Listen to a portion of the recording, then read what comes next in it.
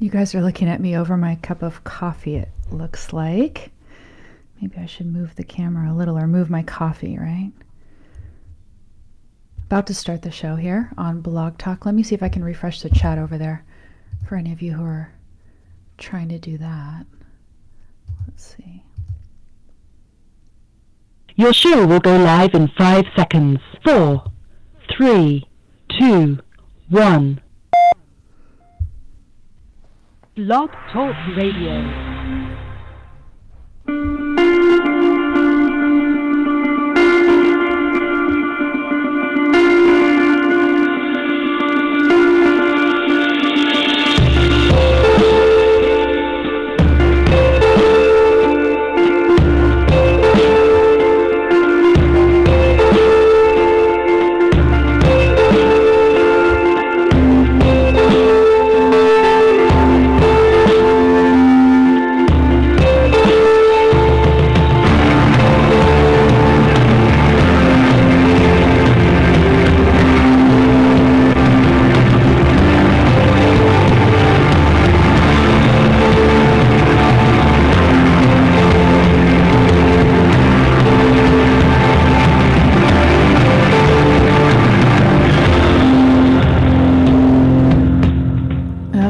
Good afternoon, everyone. This is the March 2nd, 2018 edition of Don't Let It Go Unheard. And here we discuss news, politics, and culture from an individualist perspective. I'm your host, Amy Peikoff, a little bit frazzled because I was trying to get onto Zoom, and for whatever reason, I could not even log on to Zoom. So I'm a little bit frustrated because I thought, okay, Zoom is it. This is the platform I want to go with. And in fact, the Mevo camera, which if you're on Facebook, you can see me on the Mevo camera right now. That camera, I had folded it up and put it away in a box in the drawer and everything. So 15 minutes before showtime, I'm running around and set this whole thing up again. And you're peering at me over a cup of coffee. So I might actually want to adjust the height of this thing. I'm contemplating it. Let me see. If there's something else I can put it on top of. 1 second. Okay, how about this? What if, I don't want to give you guys motion sickness here. Okay. Okay, you guys on Facebook, tell me if that's better. You're still looking at me over a cup of coffee. I'm really sorry. Thank you for the people who donate to the Better Coffee Fund. I'm going to be reaching and maybe sipping this throughout the course. Anyway, if you go over to my blog at don'tletitgo.com, you see the title of today's show. And the title of today's show is really the thing that I have to contribute today, which is an analogy between Trump's policy on trade that he's been tweeting out to the world and affirmative action. Yes, affirmative action in hiring and college admissions and everything else. What I'm saying is that what Trump is calling for in trade, some people think he's bluffing, but I think, he's calling for some of this, at least in trade. What he's calling for in trade amounts to affirmative action. It's the same exact issue. And so if you're going to defend Trump's trade policy, I'm going to call on you and say, do you also defend affirmative action in hiring and college admissions, in everything else? If you want to talk about this or other things that I've got on the program notes, again, you can find the program notes over at the blog at don'tletitgo.com. The title of the show, which I didn't say, I'm just telling you the analogy, but the title is Trump Calls for Affirmative Action in Trade. Trump Calls for Affirmative Action in Trade. I've got a set of program notes there. The program notes are generally just the tweets and my responses to the tweets, and they're placed in such an order that I'm hoping that they will allow me to present my thoughts on this in an organized way. If you want to chime in, the way to do so is, apparently right now all I've got the chat over on Facebook, comments and everything, and I'm hoping that I can see any comments. Has anyone left a comment over there? I see that the video's up, but I don't see a comment yet, so if you want to try some comments over there. Also, at Blog Talk, I am trying to launch the chat window and have been unsuccessful in doing so far. I don't know if it's because something needs to update, maybe in Adobe. No, that's Adobe Reader. It's not Adobe Flash. It should open. It looks like it should open, and then it just keeps spinning and doing weird things. So I'm not able to get, oh wait, no, it's not doing it. It's still not doing it. I'm trying to open the chat window over at Blog Talk. At Blog Talk, you can call in and talk to me, 760-888-5817. Again, that's 760-888-5817. I see two people who are on the line with the little question icon. They've pressed 1 and they've told me that they want to ask a question or make a comment of some kind, and I will definitely get on with you after I just give you the basic scenario of what's going on, what it is that Trump is calling for. Trump tweeted out, I believe this was yesterday, he says this, I'm going to the tweet over on Twitter. He says, our steel and aluminum industries and many others have been decimated by decades of unfair trade and bad policy with countries around the world. We must not let our country, companies, and workers be taken advantage of any longer. We want free, fair, and smart trade. Free, fair, and smart trade. And what he means by this, as you can see if you go, for instance, to a New York Times article, there was an article that explained that what he wants to do, at least with respect to steel and aluminum, is effective very soon. I forget, it was a short time window. He wanted to put 25% on steel, and I think it was 10% on aluminum. That was what he wanted to do, and that was going to be an import tax.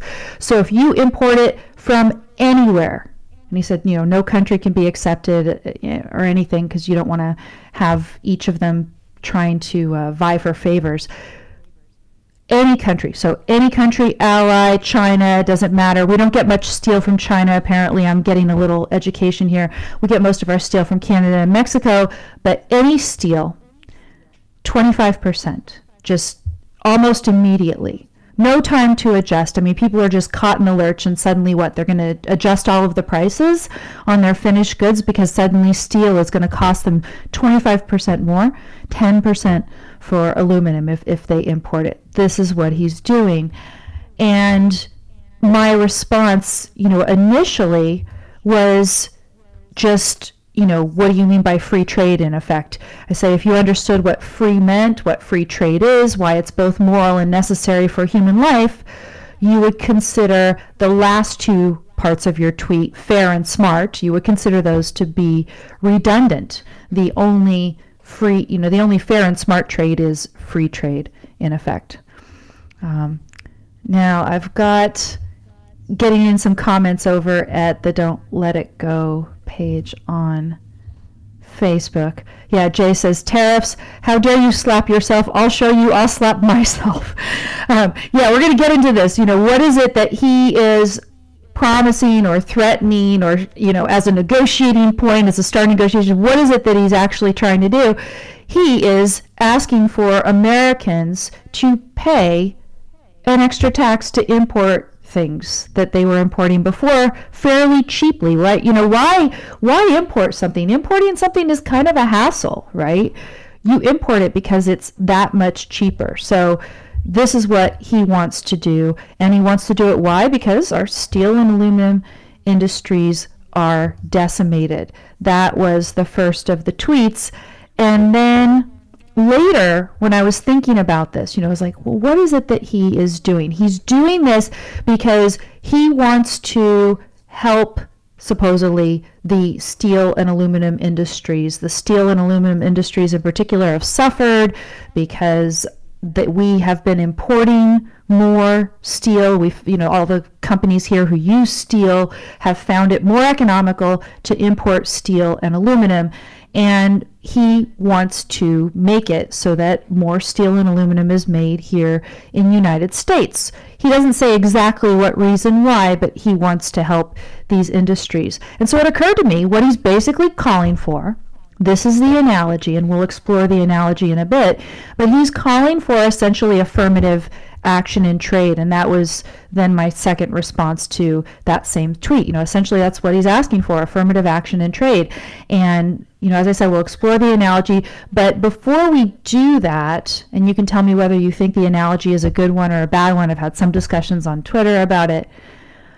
Before we do that, just, keep in mind what he's calling for and what it is in effect. It is what Jay said over here in the comments on the Facebook page. He is calling for us, the royal we, as some people might say, or whatever, calling for us to slap ourselves, to hurt ourselves in order to help certain industries. Now, some people say, well, we're only doing it in retaliation because other countries, they smack, tariffs on top of our goods when they're importing our goods. And so isn't it just fair that we do the same thing, that we go ahead and slap a big tariff on imports from them? That's all we're doing. But what are we doing? And let's break it down, right? We are hurting ourselves. We're only hurting ourselves. So, take a hypothetical good we'll just call widgets. Suppose we import, I don't know we'll just say what do we import from China that's really cheap? There's all kinds of things that we import from China that are really cheap. There's tools that you buy, say, at Home Depot. I was at Home Depot the other day. So tools that you buy at Home Depot, there's a bunch of them that are made in China. They are super cheap. I've heard people talk about particular tools at Home Depot, and they say that if you bought it anyplace else, the same tool would be 3 times the price or something. So get this tool coming in from China. And suppose that China, when we try to export things to them, suppose they slap a huge tariff on it, 30% or something. Suppose they do that. I think Donald Trump said that sometimes some of these countries slap a 50% tariff on goods imported from our country. Suppose they do that, right? And then for us, suppose we don't put a big tariff on it, we get these cheap goods. And what Donald Trump wants to do in retaliation for the tariffs that China slaps on us is he wants to add 25%, say, to the cost of these tools that we import. So that means you and I, we go to the store, we pay 25% more. Where does this tariff go, by the way, when we pay the 25% more? It goes into Trump's coffer to help build the wall, maybe? I don't know. Where is it going? I don't know where it's going. So there's that too. But here we are. So we're going to pay 25% more, 50% more, whatever it is, for our tool at Home Depot now. And that gives us, as Americans, less money to spend on other things that we otherwise would, right? So as it stands currently, before Trump comes in and slaps extra tariffs on things, we're getting things relatively cheaply. And we have extra money that's freed up that we can spend on other things. And this is nothing but good. And his idea is, oh, well, let's just go ahead and slap some tariffs on there. Just, add an extra 25, 50% on. That'll show China. And no, what it's really going to do is it is, like Jay and other people are saying here, John in the Facebook comments is saying it's mutual masochism. He says the mutual masochism of modern mercantilism. And that's what it is. It's like, oh, well, you're hurting your people in your country through your trade policies because you're making the American goods that much more expensive for them to import. Well, we'll show you. We'll make our American people suffer as well. And then you answer to me, well, the steel and the aluminum industries, aren't they going to do better because of this policy, right? We're going to revive them because now we're not going to import as much steel or aluminum or whatever it is from other countries.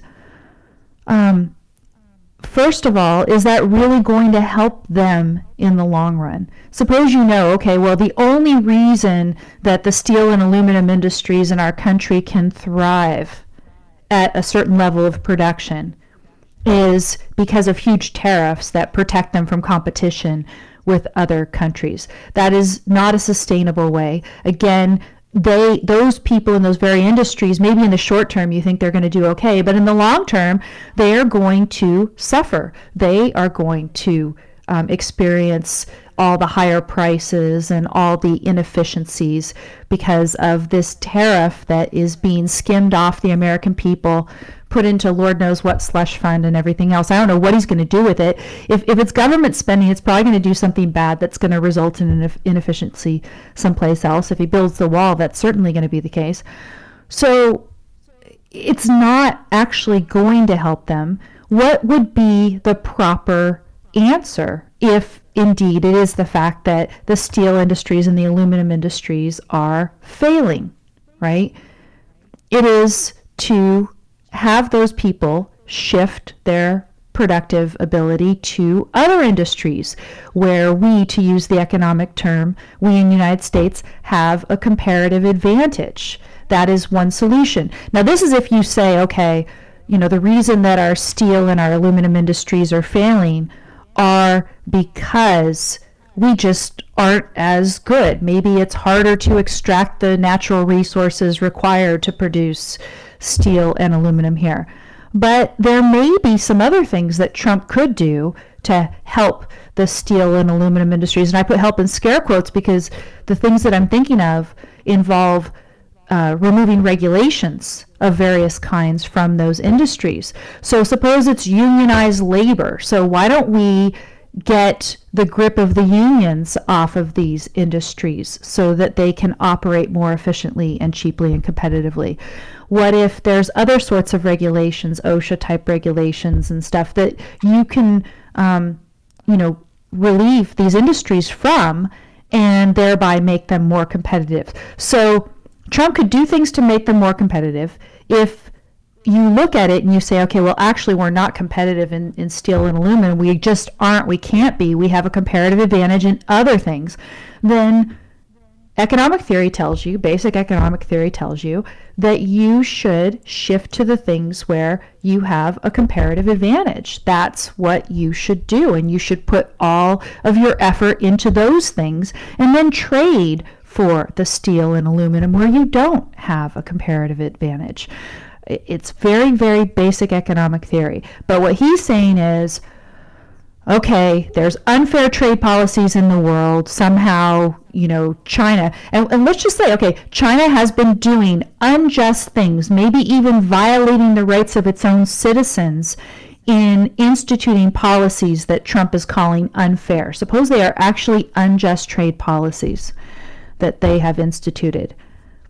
If we are getting cheaper goods as a result of those, the answer is not, oh, well, let's go ahead again and, slap ourselves. So that's the basic economics of the thing.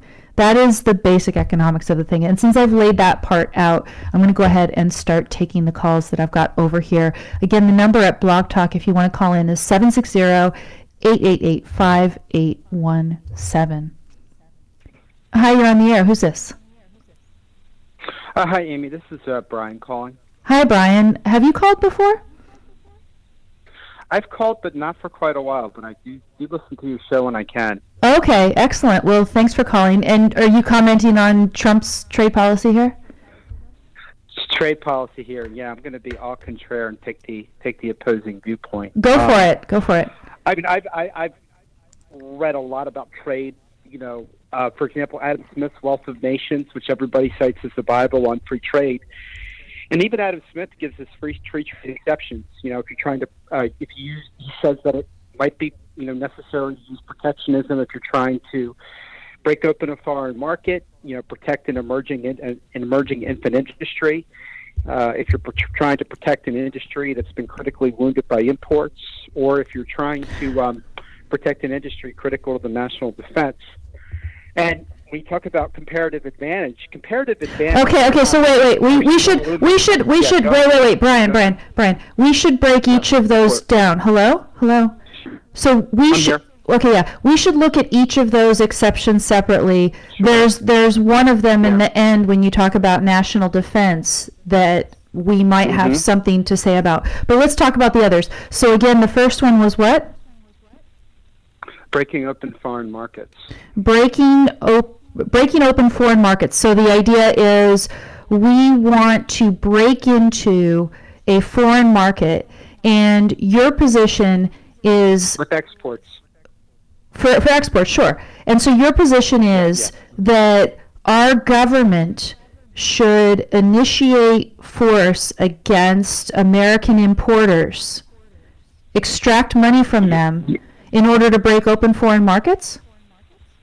You had to have reciprocity, because if there's no reciprocity, trade's not free. The reality is the rest of the world doesn't practice free trade. So there's no comparative advantage. It's not a question of now you would have an argument with what you're saying with sugarcane. because there actually is with the climate and environment. Okay, but look. Yeah, okay, sure. we are United States of America. We have a vast, diversely geography with every natural resource in the world, right? And Correct. if we didn't trade with anybody, we could be okay, right? So, this whole idea of a so-called trade deficit is not a problem at all. It's not a single bit of a problem. We disagree on that. The problem is, and this, because I was thinking about this earlier, and I was thinking, okay, why do people think a trade deficit is such a problem? There is a problem if you are consuming more than you produce, right? There's a problem. Correct. Yeah. However, the fact that you somehow produce value entirely within your own country and then you don't end up trading with anybody else, as long as you're still producing more than you consume, you're okay. But a trade deficit, I guess, smacks to some people as if we're not producing more than we consume, but we are. I mean, well, I hope we are. We'll have to go back and look. But do you see how it's a separate issue, I don't right? think we are. And all I'm saying is the trade deficit says nothing necessarily about the only real issue of concern, which is whether you're producing more than you consume. I think it's a larger issue. Philosophically, the way I would describe free trade is, let's say, I sell a motorcycle to Japan as is, Mm-hmm. and in return, Japan sells me, let's say, a ton of metric steel as is. But it's not free trade if, say, I try to sell my motorcycle in Japan, and to this day there's a 50% tariff, and Japan, the way Japan is able to compete and sell aluminum into the United States is if it's massively subsidized through export subsidies and all the rest. So, free trade, it's not free, and my definition of it and how I view it, it's not free if it doesn't go both ways. And here's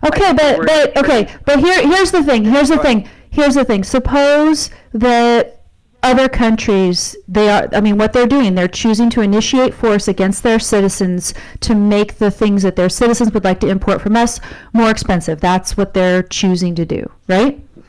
Correct. And it puts our industries out of business. Okay, so it'll put certain industries out of business. And what is the thing that we should do, economically speaking, in order to make our condition better, is we should shift people from those industries that get put out of business and put them into other industries. Because all we do, here's the thing, he slaps a tariff on it, right? Yeah. And that makes things for us more expensive. It makes us unable to spend that wealth, spend our hours in life that we spend our time producing value. All of that is going, I don't know where is it going? What's he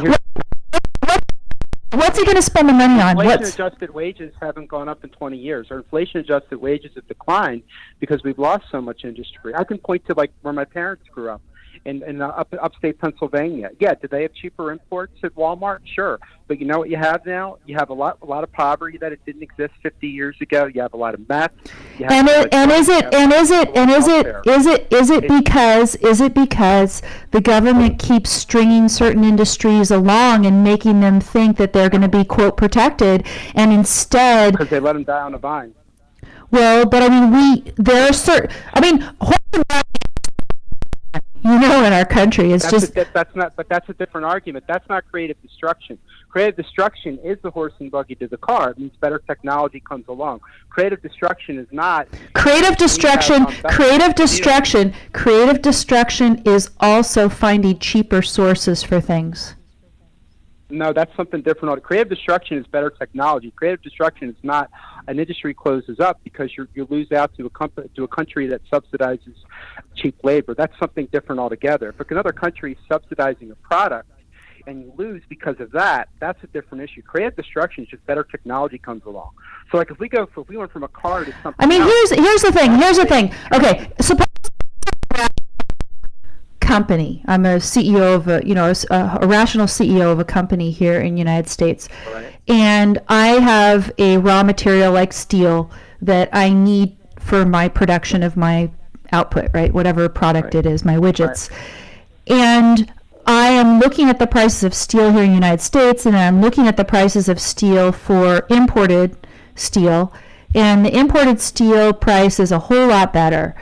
But suppose I know what you're telling me is that some of these instances where the import is a lot cheaper are because of government subsidies overseas, right? If I Pretty want, much all of them, yes.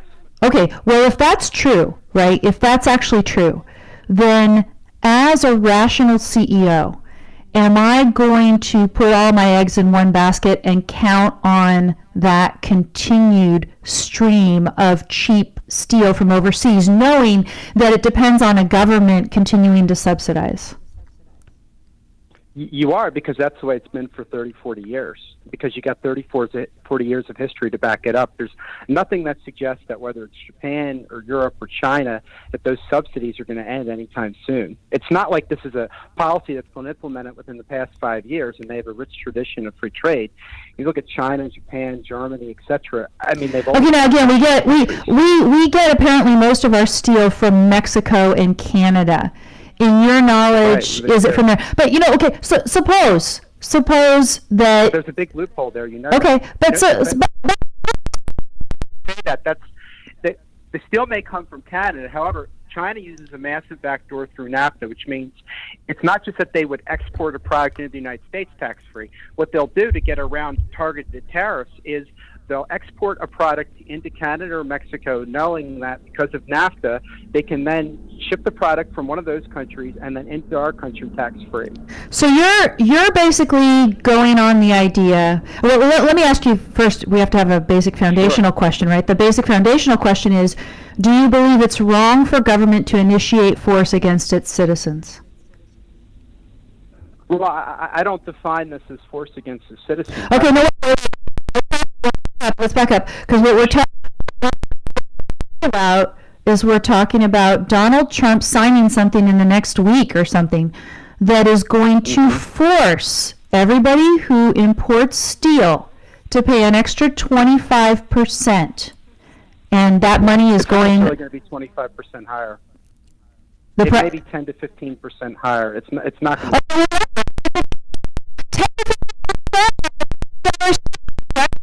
A lot of money, throw it my way on my Patreon account. I'm ready.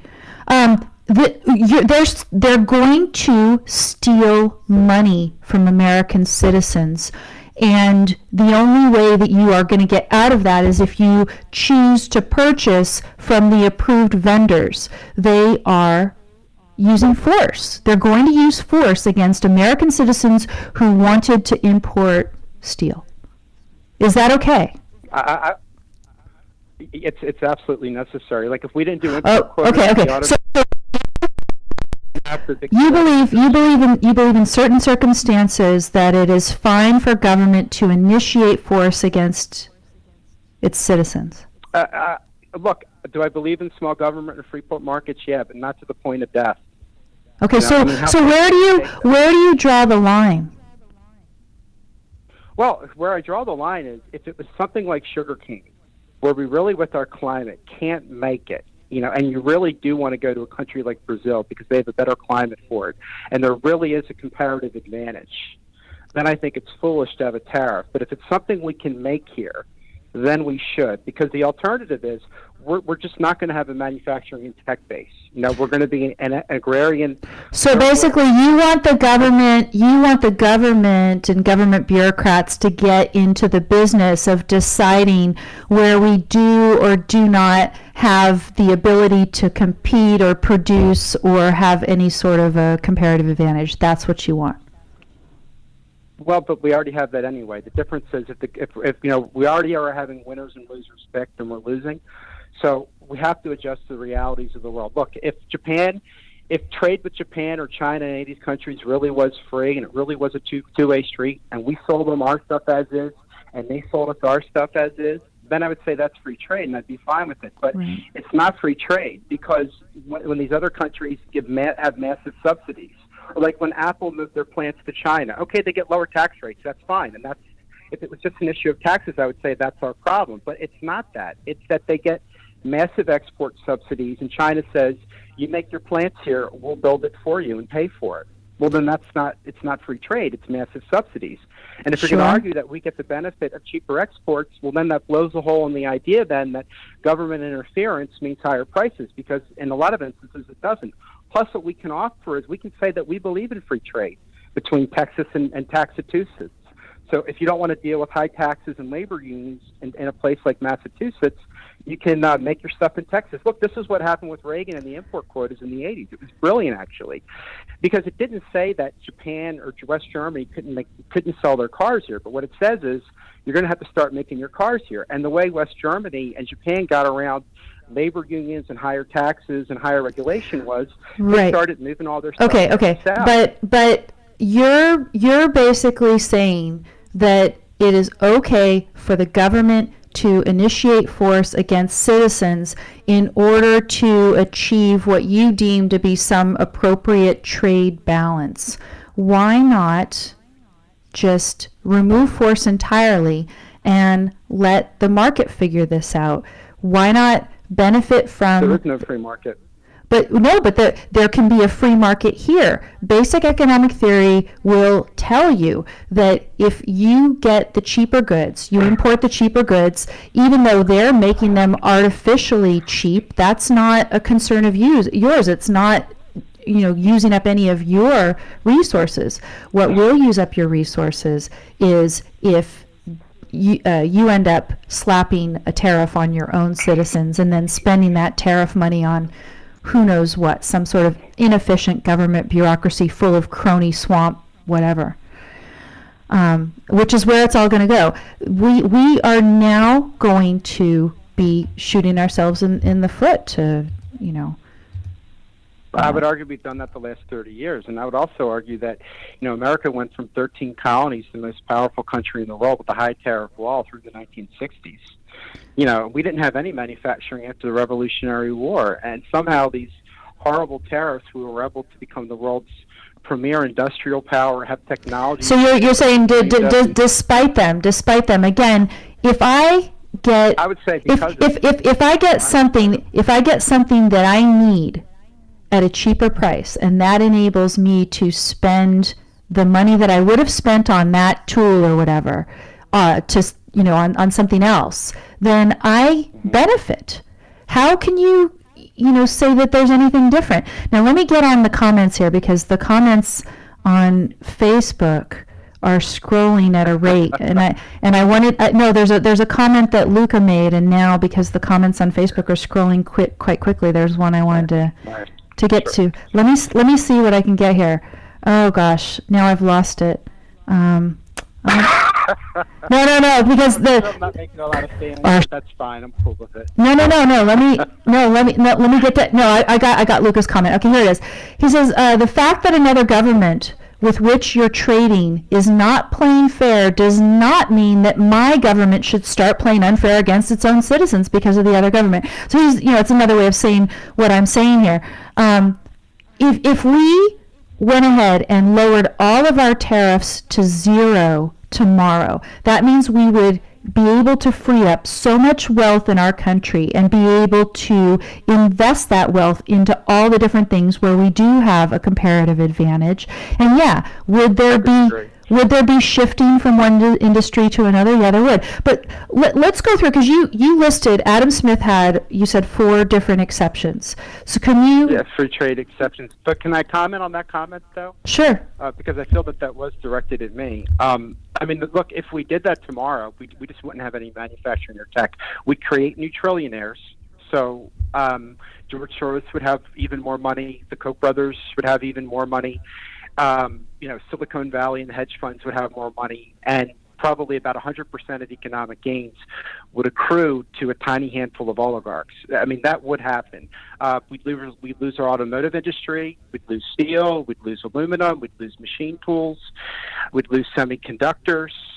We would eventually lose everything. And I would argue that the idea that the prices are going to go up, I disagree, because we can offer companies. Okay, how are we going to lose everything, because we're not just producing to export, right? Well, yeah, but we're going to lose everything because you're going to be put in an impossible competitive disadvantage. It's not comparative advantage. This is not comparative advantage. This is absolute advantage. There's nothing. It's the other countries are not succeeding because they do a better job of making something. They're succeeding because they have massive subsidies, and they have major differences in terms of how their economies are run and the cost of labor and environment. Okay, but we're okay. Do what you do best. But we're going to get everything more cheaply. Again, we have a country. You're going to have everybody's going to be out of work. but why is everybody going to be out of work if we reduce our tariffs coming in to zero? Tell me how that works exactly. Because we're not going to have any manufacturing or tech job. Every single manufacturing or tech job would eventually be either shipped overseas, or every domestic manufacturer would be out of business. And not 30, 40 years, in a pretty short amount of time. Okay, why are our tech jobs not over there now? Why are our tech jobs still here now? But a lot of jobs are overseas. Like 2/3 of Apple's labor is overseas.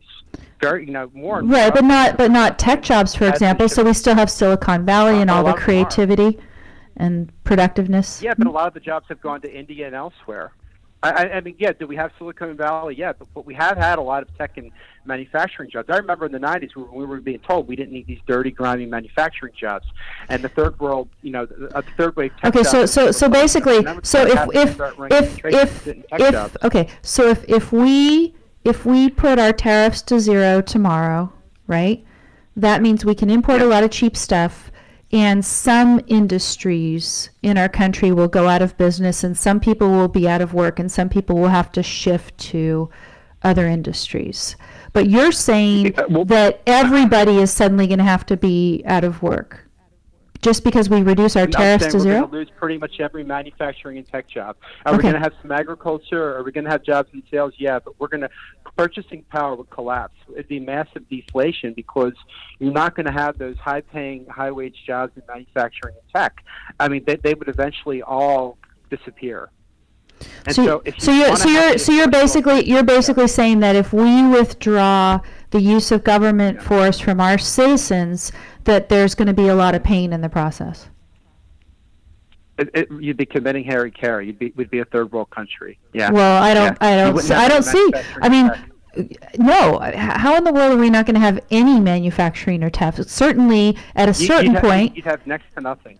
At a certain point, I mean, if it's really cheap to import everything, okay, fine. But people here also are going to have to produce the values that sustain their lives. That is never going to stop, and they're going to figure out other ways to do it if, for example, they can't trade certain things overseas, or that, their industry here in the United States has become obsolete because of importing.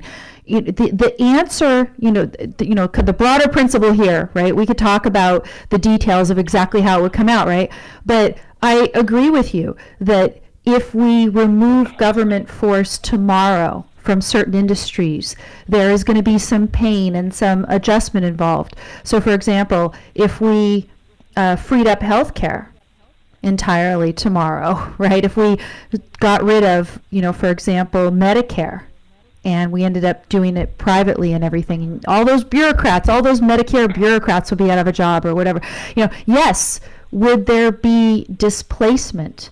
And would that displacement be painful for some sectors? But people here in the United States are innovative. They have the ability to work hard. They have the ability to learn and then move and shift to other industries. Wouldn't you rather have people working in industries that can be sustained when trade is free? But the problem is, if we have trade policies the way we've had them, then no critical industry worth having is going to be sustainable. Like, for example, if we removed, like what you're saying, if we removed tariffs on everything to zero, that would, and you take the automotive industry, for example. Eventually what would happen is all the cars that would be sold here would be made in Germany and Japan and China, we wouldn't make any automobiles. So one of our largest industries to this day would be gone. Okay, And now then it's quite it's for no, but listen. It's possible. I don't know. It's possible that we it's shouldn't. likely. Well, okay, but whether it's going to happen, but what I'm saying is, it's possible that maybe we shouldn't be producing automobiles. I think that's suicide. Why is that suicide?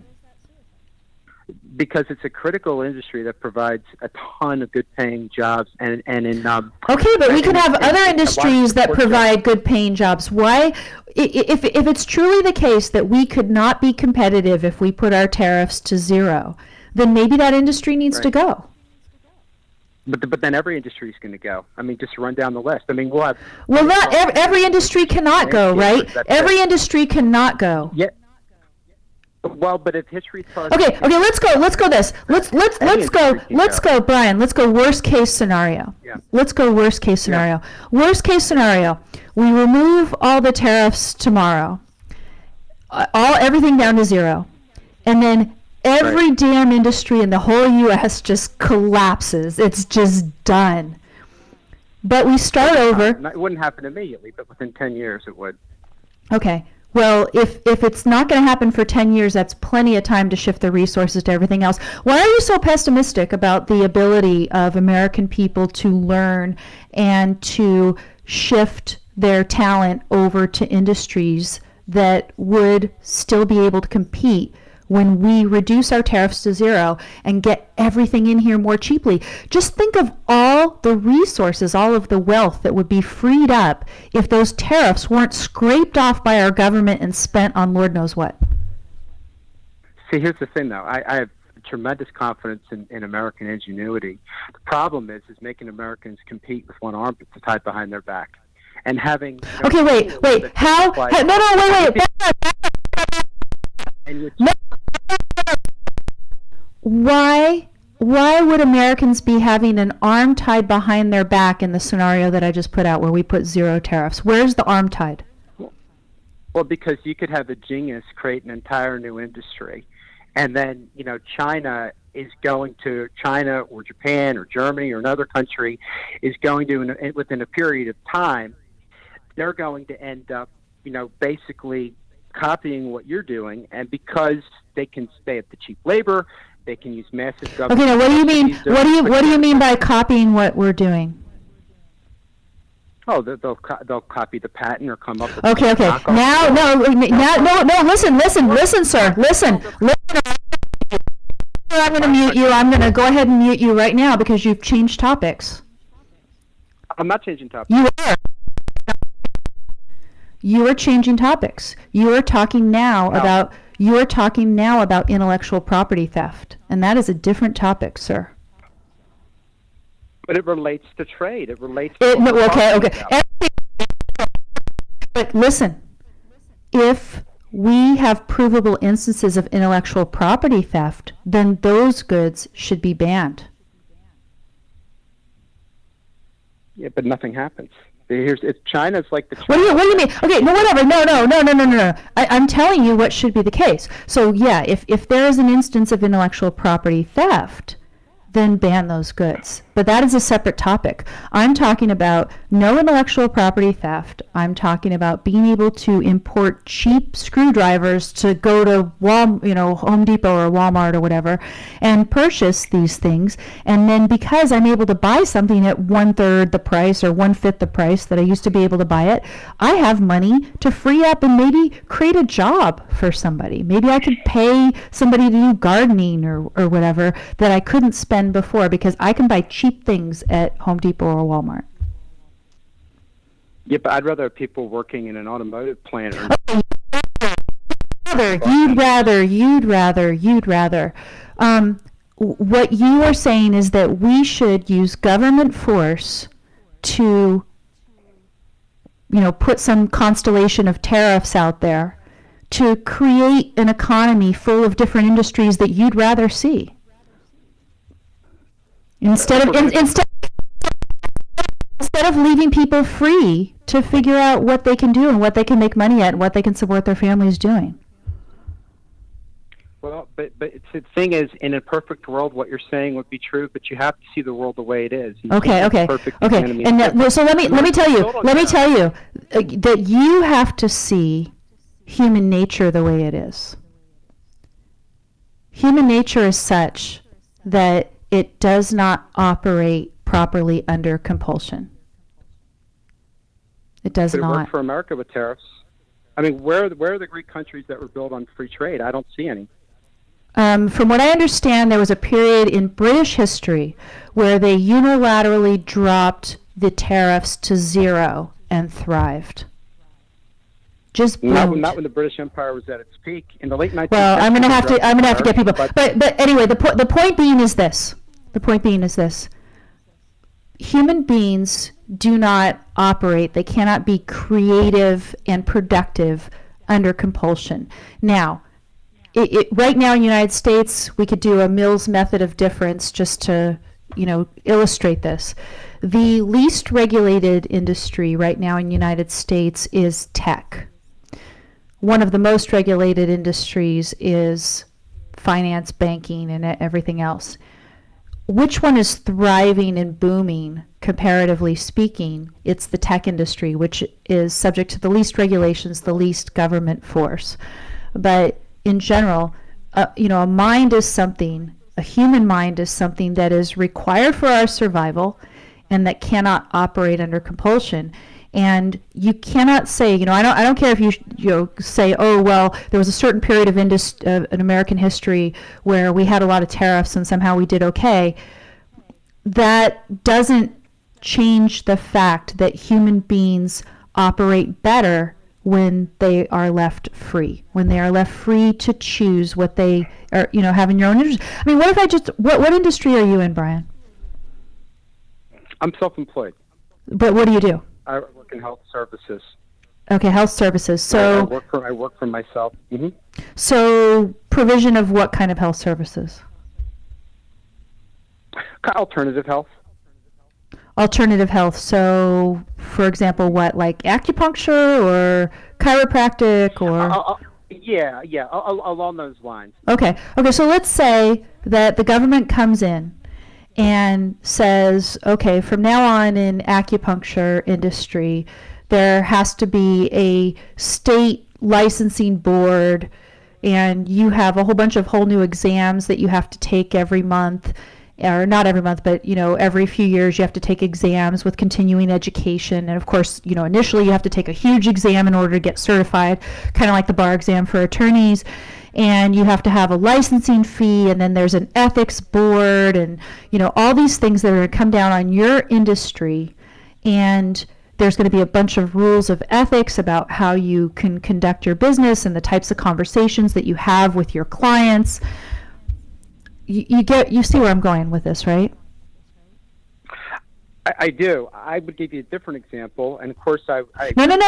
So because what I'm saying is I'm trying to get you to introspect. Yeah. I'm trying to get you to introspect this for a minute, which is, if you are subjected to force from the government, what does that do to your ability to perform your job?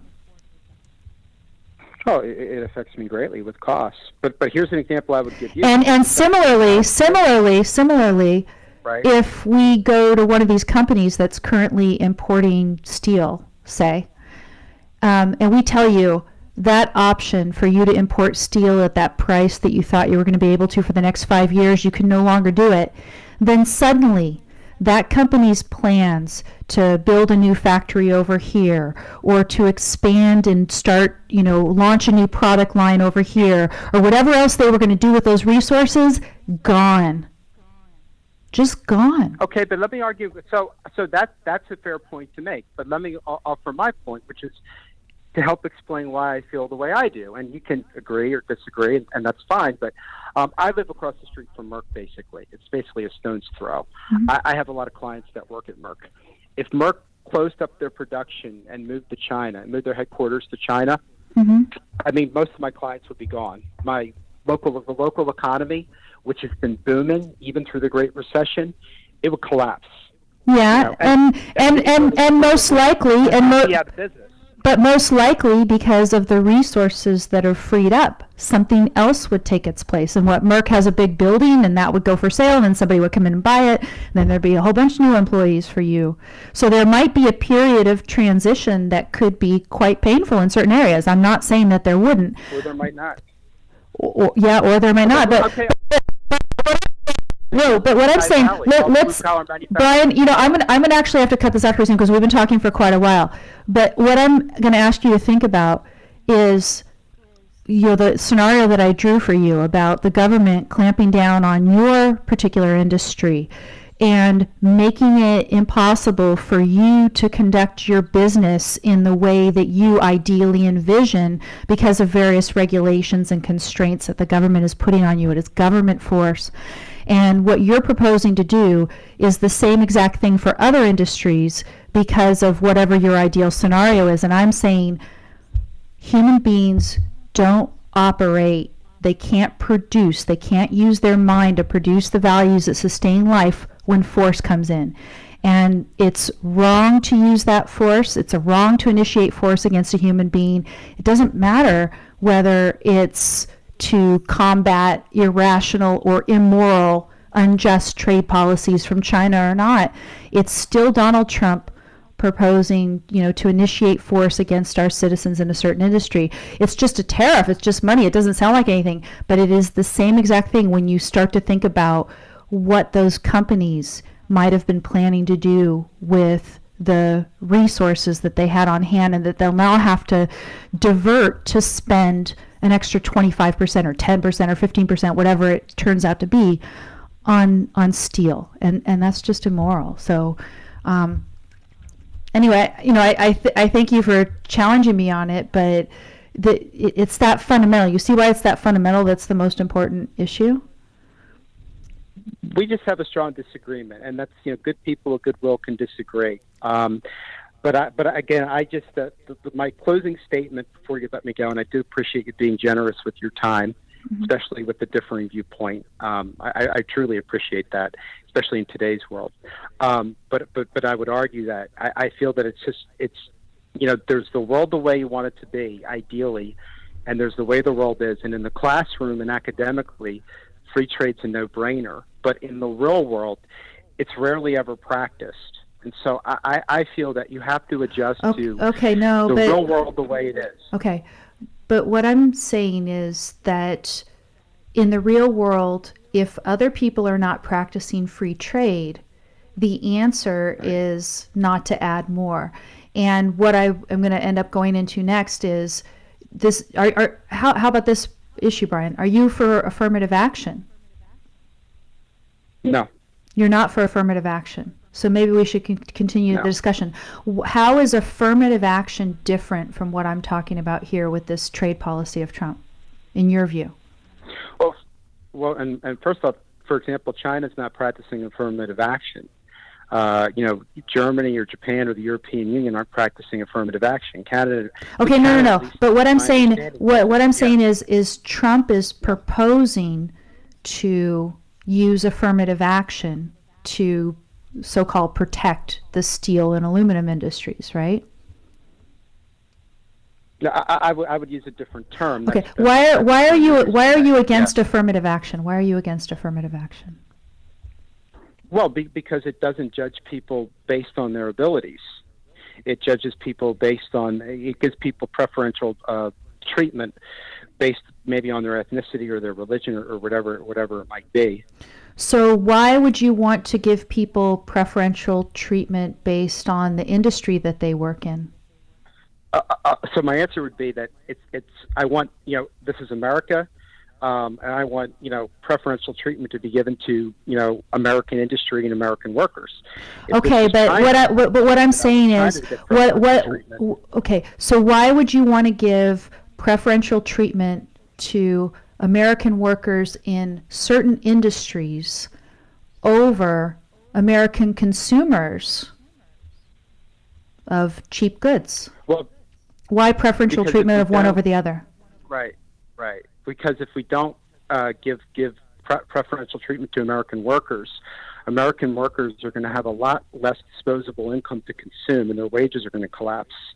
And so, okay, but this is again, you're assuming that this is going to be some long-standing period of suffering. We've talked before about there's going to be some, displacement and. Well, but I would differ on that.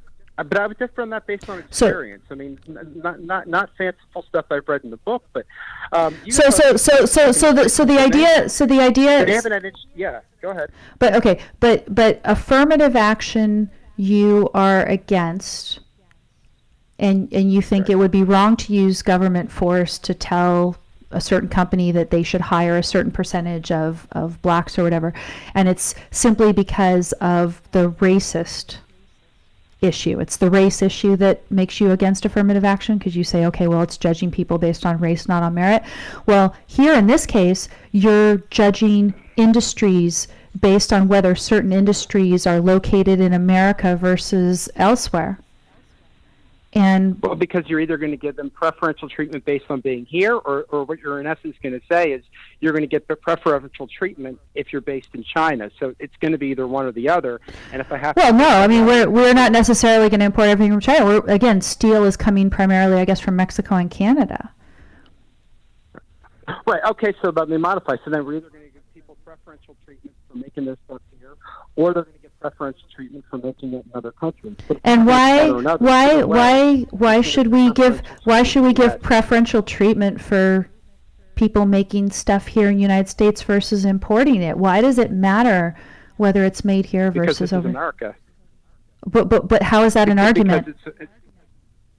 How's it an argument? Because we're not going to have a middle class, and because I can also argue the tariff. No, we can have a middle class. The middle class can just be in other industries. We can have a middle class. It's just all of the resources are going to have to shift. What I'm saying is the government deciding to so-called favor, initiate force in order to give a temporary advantage to steel, aluminum, whatever industries they think have been hardest hit by this so-called trade deficit, that's indistinguishable from affirmative action. That's not any different. Now you say, okay, well, it's not as bad because it's not based on race. But if it is based on this sort of, well, this is just America and it's nationalism and we feel like we should have steel here, it's arbitrary. It's arbitrary. It's irrational. But it's America. I mean, whatever country you're from, you would hope that you want to give the home field advantage to your own country. The alternative is that then the other. Okay, but yeah, I would. Brian, okay, I'm going to have to let you go. I would definitely like people in our country to have the advantage, but I happen to know that the advantage comes from leaving people free. The advantage comes from leaving people free to be productive the best they can in their own best judgment without some government bureaucrat over them telling them that they may or may not allocate the resources available to them in a certain way. That, the government sitting there with a gun saying, oh, you thought you were getting steel cheaper and that you were going to be able to do all these other things with your money, but instead we're going to charge you an extra 25%. We're going to put it in our coffers and do whatever with it. I want to give our people the advantage. And the advantage comes from being free. It doesn't come from a government gun. Well, but then if we don't do that, then you're going to be giving China the advantage. And no, you don't understand. China, it is not our place to give or not give China an advantage. China is shooting itself in the foot right now. If China wants to shoot itself in the foot and initiate force against its citizens, so for example, in the case of a subsidy, if they want to steal from some citizens in order to subsidize a certain industry, they're doing that. We're not doing that. We're not giving it to them one way or the other. We're getting the cheap goods. I would strongly beg to differ on that. Because I have clients that have factories in China, and they will tell you that China is much better off than it was 20, 30 years ago. They would not say China, with their trade policy, shooting itself in the foot. I wouldn't want to go to China. The guy's just getting rid of term limits right now, but yeah. And I agree, but I'm saying I'd rather be if I had to live in China, I'd rather live in China now than 30 years ago. I mean, people will tell you that, for all the problems they have, yeah, probably agree on 90%. Anyway, my point is, human thriving comes with freedom. And so the answer to whatever economic woes might happen because of a lack of freedom somewhere else in the world, the answer is not to create more woes here by a government turning a gun on its citizens, which is what Trump is proposing to do next week. Brian, I'm going to have to let you go now. I've got 2 other callers that I want to go ahead and get to, and I've only got a half hour left to this show. Hi, you're on the air. Who's this? Hello? Hi. One sec. I know you were on hold for a very long time. Sorry about that. Yeah, 1 second here. Just pulling it up. Sorry about that. That was an interesting conversation you were having there. Well, I think probably worth Okay, yeah, I just going wanted to through. say I have a few penis. I can suck my own cock. Oh, great. Awesome. That's beautiful. He waited all that time just to say that. That was great. Hi, you're on the air. I hope you have something better to say than that last caller.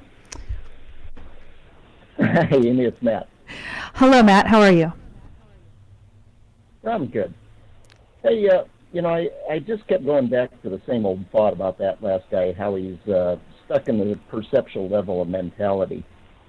So how so? What do you mean? Going too many steps out was just too much for him. He can understand that the big picture is China's taking our jobs. But when it comes down to it, that you have to consider that jobs are a fluid substance, so to speak, and that you can have jobs one place that depend on jobs in the other, and of course that's one of the things people bring up a lot is trade jobs in the business of exporting and importing. But of course that all gets lost. I had a conversation one time with a guy who was an editor of a machine design magazine, and he noted that exactly what this guy did, that when we had these protectionist trade policies, our economy grew so much, and I forget, 60% or 260%, whatever it was.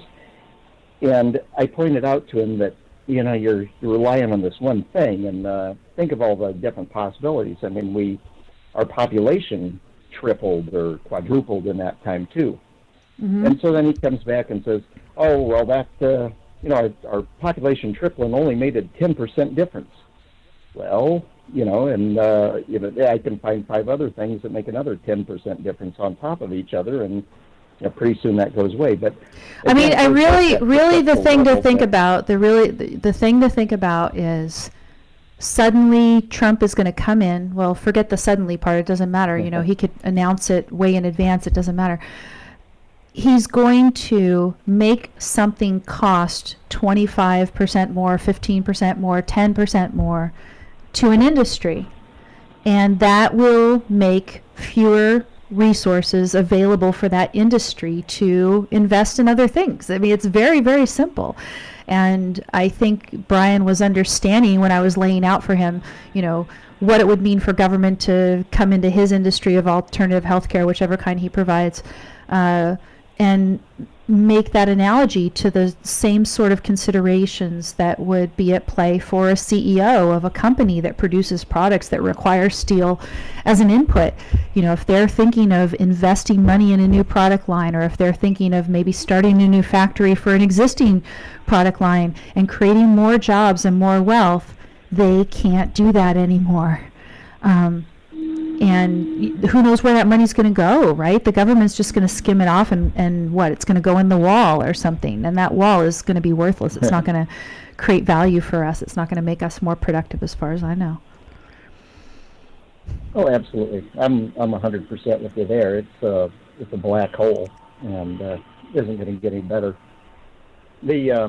Another thing I was going to say to you, too, is I'm really familiar with people in farm subsidies. And you talk to farmers, and if you really want to be called a lot of names in a hurry, just point out that farm subsidies are welfare, and they just hate that. Right. And in fact, you mentioned sugar too, and it's funny you talked about sugar cane, but I would bet that at least as much, if not more, is produced out in Nebraska, Wyoming, and Colorado. Sugar beets are big out there. Okay. I wouldn't know, But I mean, again, what is the answer to this? Suppose right now we've got a number of industries that are depending on various types of initiation of force in order to survive. The answer is strip all of that away. Now, if Brian and I hadn't got caught in the weeds so much, I wanted to go through his various examples, because one of the questions that I wanted to talk about here, I mean, I think I've fairly well established the analogy between affirmative action and the trade policy that Trump is proposing here, these tariffs, right? Because what he's doing is he's saying, I'm going to initiate force in order to favor certain industries that have been, quote, decimated. And one of the ways that somebody put it on Twitter is he said, let me go to there was a tweet that I got in response. And the guy says, no, it's not affirmative action. It's punishment for free trade violations. That's the way that this guy puts it. And, again, what are free trade violations? Free trade violations are another country choosing to initiate force against their own citizens in order to achieve a so-called trade advantage over us. It's not like there's something that we're doing, again, but, suppose you say, okay, well, they have done something bad, and they're doing something bad. They're initiating force against their own citizens, and they're artificially propping up a certain industry in order to, quote, compete with one of ours. Suppose that's what they're doing. Then that's what we're doing. We're doing affirmative action. We're saying, okay, what we'll do is we'll punish the people who wanted to import from over there, and we'll make them pay a bunch more money. Then that's going to be our answer to this. And I say, yeah, it's exactly analogous to affirmative action. Each of these things, affirmative action on the one hand that requires hiring on the basis of race to make up for slavery and discrimination, right? That's what affirmative action does. Or it could be affirmative action with respect to sex, and so women have been discriminated against, and so, boy, we'll make up for that by requiring employers to discriminate in favor of women on the basis of sex. Again, initiating force, right, in order to, quote, make up for this. And that's what the trade policy is. He's somehow going to make up for China initiating force against its citizens and creating this so-called imbalance. He's going to make up for that by initiating force against us, right? That's the analogy. But then the question was, right, he's bringing in this terminology of trade being, quote, fair or smart. What did you think of that, Matt? I think you said it earlier. It's just silly. And Trump is really good about coming up with certain phrases that he doesn't mean and has no good conception of, but they sound great to an audience. Like covfefe? Drain the swamp was... Sorry. I'm sorry? Covfefe. Oh, sure. I was thinking more drain. Grabbing my cup of covfefe right here as we speak.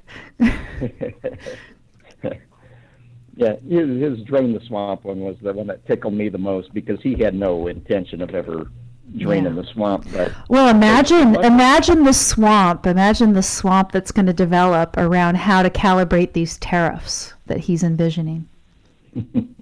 Favor this industry, and now who has the pull, and right. It's rife. But let me ask you this question. Yeah. Can you, because I think that this is a question that does need to be answered. Can you envision certain scenarios in which something other than free trade is required in order for trade to be smart and or fair?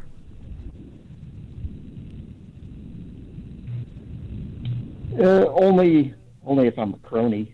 It's going to be smart to benefit myself, I guess, if you want to put it that way. But other than that, it's totally false. What I'm thinking of is a situation that would involve national security in some way. You see what I mean? That's an old argument too, that we're going to lose. And in fact, your last caller brought that up too, was the fact that we could damage ourselves militarily by not having the military equipment base, and Europe's been doing that forever. You think into the big heavy industries making aircraft, tanks, whatever, and so they've always taken the thought that even though you could buy it cheaper someplace else, we're still going to make our own. A great example, quite a while ago, 40 years ago or so, was the F-16. Right. And the F-16 was a fighter that blew away everything else in the world. And we sold a whole lot of these to a whole lot of countries, unfortunately probably with tax subsidies on it. But there were still a whole lot of countries that wanted to make their own.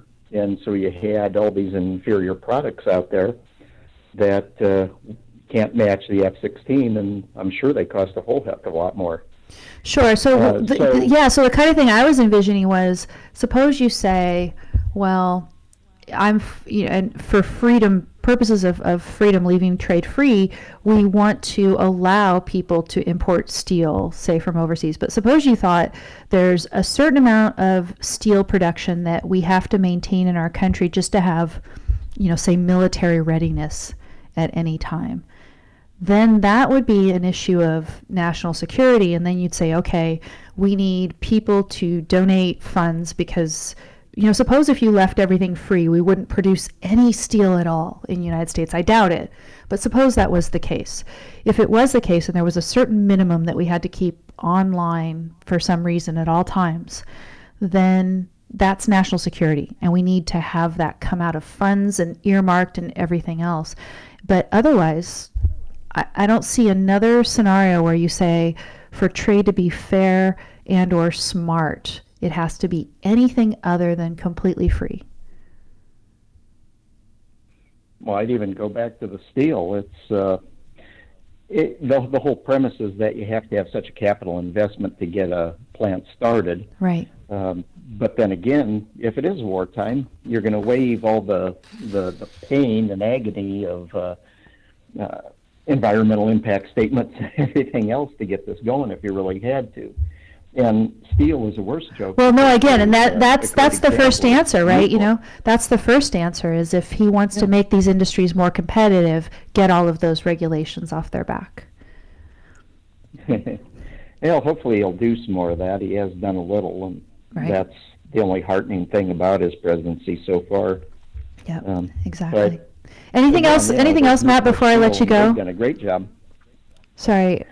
No, but thanks for having me. Okay, no, and thanks again for calling in. I'm looking at my time is going away, and then I wanted to get over to other things in the program notes. Let me see if there's something else that I hadn't responded to.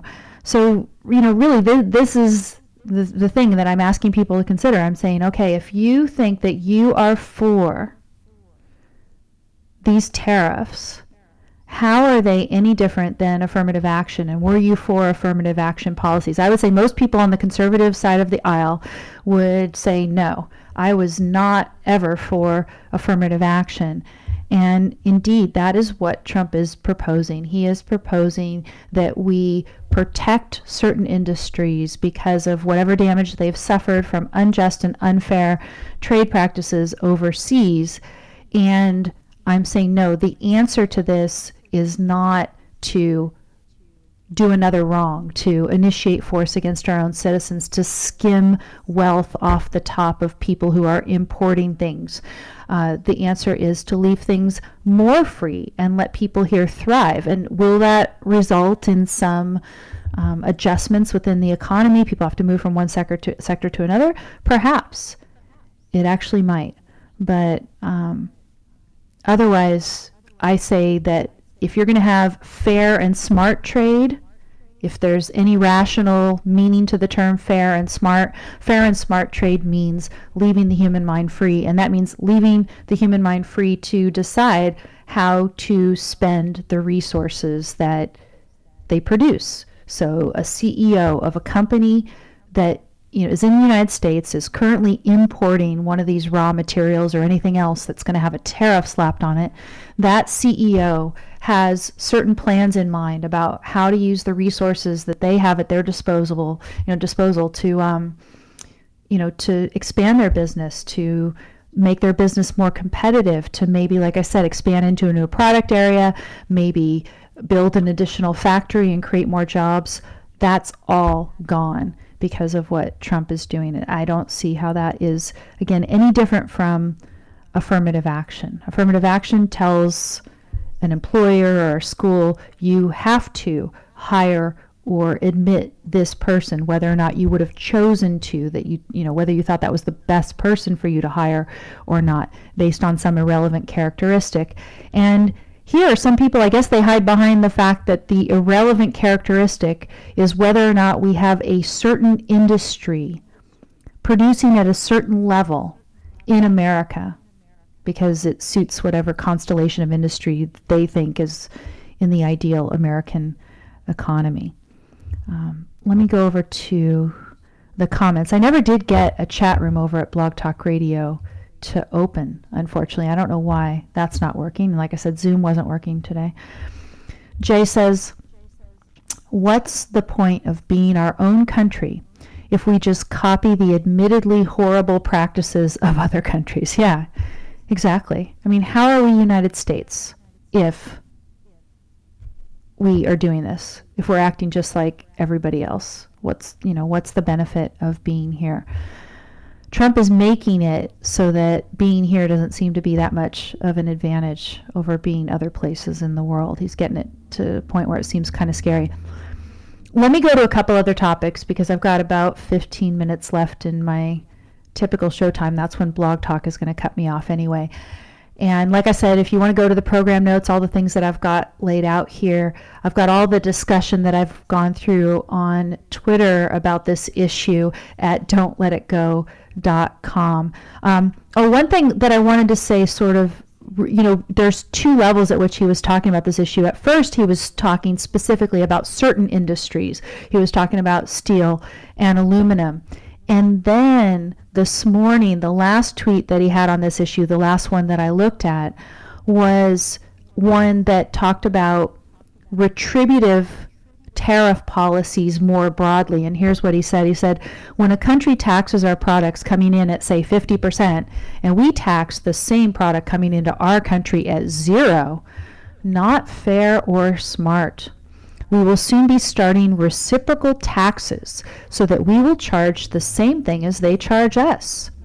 800 billion trade deficit, have no choice. So again, where is this tax going, right? 50%, that's huge.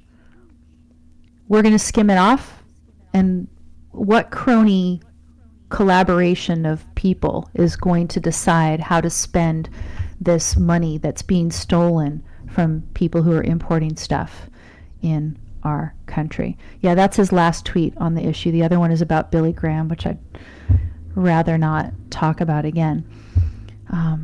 So, when would anything but free trade be fair or smart? I would say only when it involves issues of foreign policy. You could say that in certain instances, maybe you wouldn't want to trade with China, at least in certain industries, right? There's been talk about mistreatment of workers in China, but that would be an ethical issue to be decided at the level of, individuals. They say, okay, well, I want to boycott Nike, for example. Suppose you want to do that because you think that Chinese workers are being mistreated. Now, you're wrong. By the way, let me tell you, you're wrong, right? Because the only reason that people are taking jobs in these factories is because they see that their life is better off when they're able to earn the money that Nike's offering them versus not. Yaron's been great on economic issues like that, so you're wrong. But again, that's an issue to be decided at the individual level. If you decide that China is actually committing some sort of rights violation or poses a threat to us as a country, if you're talking about an intellectual property rights violation, you're banning the goods. You're not bringing them in at all. If you're talking about China being a threat such that we shouldn't trade with it anymore, then don't trade with them. But you don't say, oh, well, China is a bad rights violator, so why don't we just smack a tariff on it? That is not punishing China. That is punishing our people here. It's making us pay more for goods. And, if China's choosing to, treat their people badly, That is a choice that they've made. We're not going to, say that, oh, well, we're doing it to them. We're not doing it to them. That is a choice that they're making. And the surest way to end that whole process where they're, taxing their people and they're ruining the lives of their people is for us to remove all the constraints from the American people, thrive, because we will thrive if we remove all of this, heavy hand of government from us. And then we serve as an example. And when their people get fed up enough, hopefully they'll revolt. And then they can join us. And then we can all be more productive. That's the solution, to go in the direction of more freedom. It's not to add more force, which is what Trump is proposing to do. So I think that's all that I had to say. Let me go over and see if there was a comment. Jay was the last one there over at the Facebook. So feel free. I am watching the comments over on Facebook. If you guys are watching live, you can add in, and I'll come back to it. But the next topic that I wanted to talk about was Trump on guns this week. It's not clear where he is right now, because since he was actually it wasn't a tweet that got everybody stirred up. It was what he was saying in that meeting when he was meeting with legislators, and he was talking about certain so-called high-risk individuals grab the guns first and due process second, and he's coming out as if he's sympathetic for gun control, and everyone is just in a tailspin. They can't figure it out.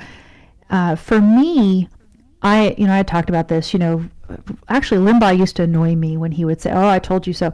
But I did. I told people so. I didn't tell people so very confidently. Like, I didn't make this one of my featured tweets to Trump, but I did tweet to Trump about this, because he had this tweet, and it was about a week ago, and it was complimenting the guys at the NRA, and, oh, they're so great, and they'll do the right thing, he says in it. And it's exactly the kind of tweet where it's like, you can tell he's just preparing to spring something on them and make them give him some sort of concession towards gun control. This is what I saw in this tweet of his from a week ago. And then sure enough, he's in this meeting with the lawmakers, and he talks about grabbing the guns first and due process second, and, some gun control regulations. And he's going to solve this problem, and no other president has, and all of his usual stuff, right? So he's going to do it. And,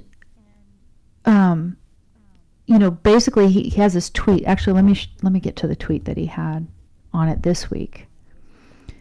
So he has the meeting with them, and he says, many good ideas, some good and some not so good, emerged from our bipartisan meeting on school safety yesterday at the White House. Background checks a big part of the conversation.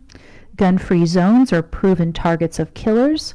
After many years, a bill should emerge. Respect Second Amendment, !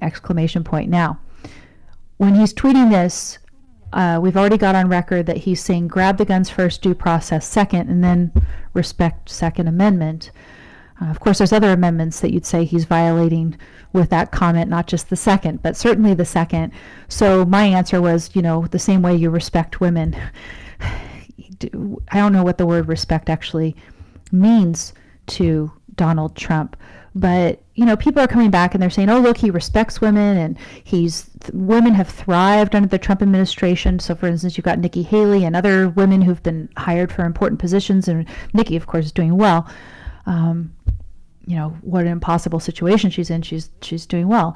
So yeah, Trump is a pragmatist, right? And he's behaving exactly like a typical pragmatist in this scenario with respect to the gun rights, of course, also with respect to trade.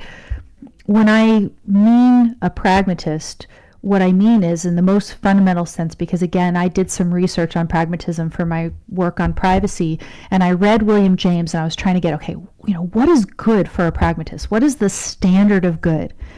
And James has this line, he says, the good is that which satisfies demand, and that the demand can be for anything under the sun, and that if somebody is trying to do their best when they're confronted with multiple demands, the best thing that you try to do is to satisfy as many demands as possible. So what did he do with the gun issue? And I think there's a new gun issue emerging today, because there's a shooter in another state today, I think still on the loose. That was the last that I saw. He killed 2 people and he's still on the loose in a college. it's coming up again probably, and the pressure is going to be to fix it somehow, right? He has all these listening sessions. What do you do in a listening session? You hear demands from people. And James said, look, the good is satisfying demand. The demand can be for anything under the sun. It doesn't depend on what principles say would be good or bad. He's behaving exactly like a pragmatist on this issue. We don't know what's going to happen. Kudos to Tucker, by the way, Tucker Carlson, who usually defends Trump. He called Trump out. He said, imagine if Obama had said the take guns first and due process second, that everyone would be horrified. And similarly, I think if Obama was going to institute these trade policies, people would be horrified as well. They would criticize a lot more than they have. Other things to think about quickly in the last few minutes before this showtime is over. I've only got about 5 minutes left or so. Putin. So Vladimir Putin gave a speech yesterday in Moscow, and the thing, if you go through it, first of all, it's super long, and I just kind of scanned through a whole ton of it. My friend Benjamin gave me a link to the whole transcript of the whole speech, and I'm looking at this thing going, oh my God. On the one hand, he's saying he wants everybody in his country to be more productive, improve GDP, and then he's got a whole list of programs of government spending and taking care of the elderly and all these other things that completely contradicts what needs to be done in order to improve GDP in any economy. What do you need to do to improve productivity is leave people free. But Putin has no intention of doing that. But the thing that most people have been upset about with this Putin, or they've gotten more excited about, is that Putin announced a new so-called invincible missile. And the New York Times headline that I've got to cover this is Putin's, quote, invincible missile is aimed at U.S. vulnerabilities. So there's certain vulnerabilities where, he's got these missiles that are supposedly invincible aimed. As I understand it, these missiles cannot operate right now. It's all a bunch of bluster. And when I was asking, again, my friend Benjamin, I got him to give me the transcript, and then I asked him, I said, well, so what do you think? Is this bluster or not? I've got this great article, and let me find it. I've got about 5 windows open right now at the same time.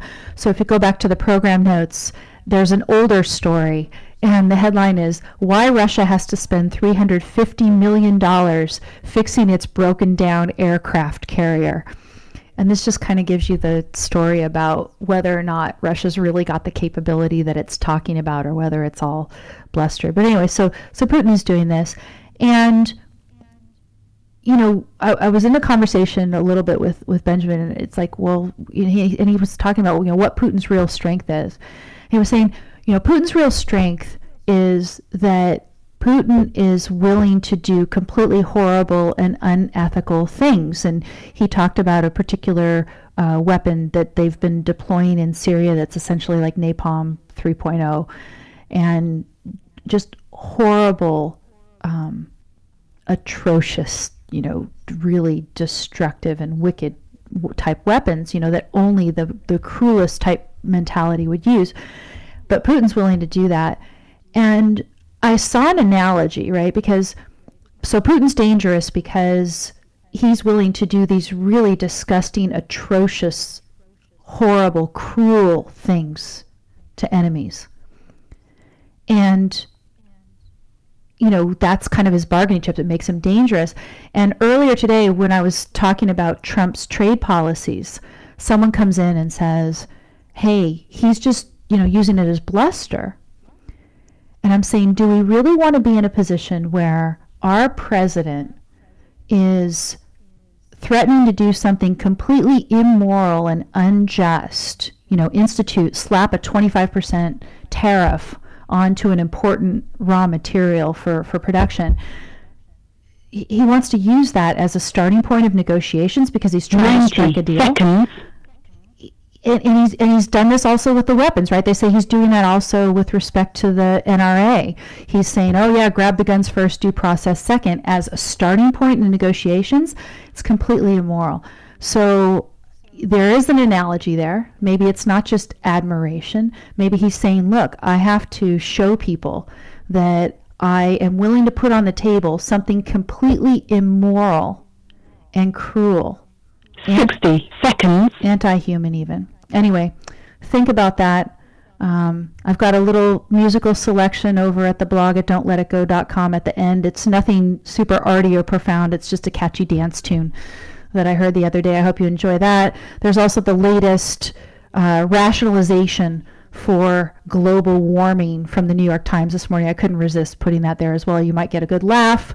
They're trying to explain away the cold in Europe right now and make it consistent with their theory of catastrophic global warming. So thanks everybody for tuning in. I'm going to go ahead and end my show over at Blog Talk now, and then I'll sign off from the video as well. I'll talk to you guys, next Wednesday, 3 p.m. Yeah, I'll be back to normal time. Seconds. Normal time next week, Wednesday, 3 p.m. Eastern, noon Pacific. Take care. Okay, ended at Blog Talk. Thank you for using Blog Talk Radio. Let me check over. Goodbye. I'll check over on the video over here at Facebook and see if there's some comments. So the audio's been distorted the whole time. Okay, so maybe the audio's only good at Blog Talk. I tried to make adjustments in the middle of the conversation, but it's really hard for me to take that time. Yeah. I'm hoping to get on Zoom next time, guys. I was going to be on Zoom this time, and Zoom has better audio. Mevo audio is hard. And anyway, I am sorry about that. Next time, hope to have better tech going. I'm going to go ahead and shut everything off now if I can. Let me see. Okay, take care. Sorry for the bad audio, guys.